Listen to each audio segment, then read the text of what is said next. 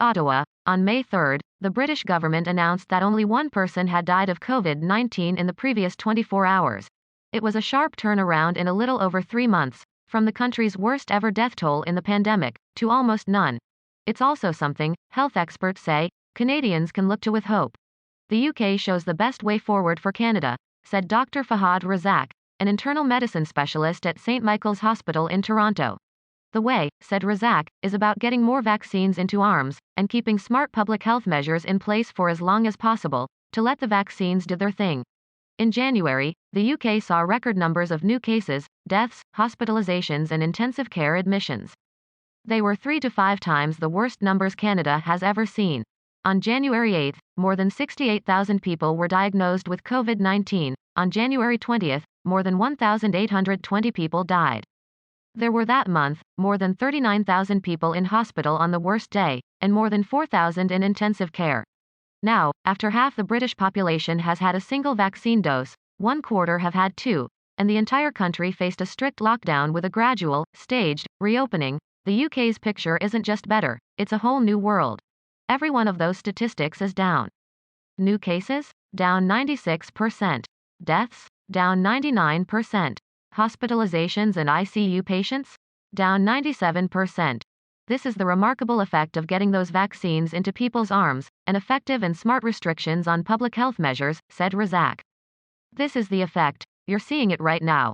Britain, like Canada, is one of the only countries in the world to delay second doses for several months, so that more people can get protected from at least one dose faster. It was, in both countries, an experiment with many critics.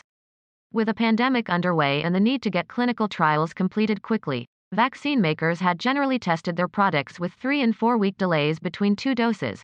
But with the B1.1.7 driving crisis levels of infections, and loaded with vaccine science that says delaying a second dose often generates a stronger immune response, Britain decided to push the second dose to 12 weeks. Canada decided in March to delay second doses for most people up to 16 weeks, as production issues delayed deliveries and doses were in short supply. Razak said it was, in both cases, absolutely the right decision. We're going to see the benefit of that if we continue our aggressive vaccine rollout, he said. The UK, which was in a strict nationwide lockdown in January and February, is gradually returning to normal. Kids are back in school, hair salons are open, restaurant patios are hopping, and even small backyard gatherings are allowed. It has all been done in calculated stages, with restrictions gradually lifting every few weeks starting in early March. Next week, on May 17, comes one of the biggest steps forward yet. Restaurants will be allowed to have indoor dining and people can entertain up to 6 friends and family from 2 households indoors. Outdoor gatherings will be increased to a limit of 30 people. Children's play places, movie theaters, hotels and indoor fitness classes will once again be allowed. On the 21st of June, the British government hopes to be able to lift all restrictions completely. They can do that, said Razak, because there are more people vaccinated, and therefore fewer people available for the virus to infect. The UK was fast out of the gate with vaccines, having made smart deals to get early doses from Pfizer, investing heavily in Oxford AstraZeneca early on, and expanding production to make some of it at home. In January, it outpaced even the United States in vaccinations, trailing only Israel and the United Arab Emirates in doses given per person. Still, the UK is not without supply woes. Vaccinations slowed considerably in April, as AstraZeneca couldn't get all its deliveries to the UK and Moderna reduced British deliveries along with Canada's. Canada, with vaccine deliveries in May expected to be greater than the last 5 months combined, is catching up. It outpaced the UK in much of April, and expects to get a first dose to everyone over the age of 12 by the end of June.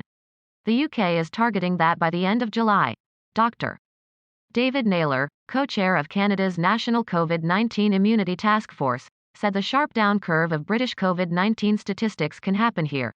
I would be not surprised and very relieved if we actually see a pretty significant pickup in the drop in case counts when we get about 40% first doses, which we're heading toward quickly, Naylor said. On Friday, Canada hit 14 million people vaccinated with at least one dose, more than 37% of all Canadians. At current rates of vaccination, Canada should get to 40% by midweek. With vaccines coming in faster now, the 50% marker should come before Victoria Day. When we get about 50%, then I think we should see a lot more light at the end of the tunnel, said Naylor.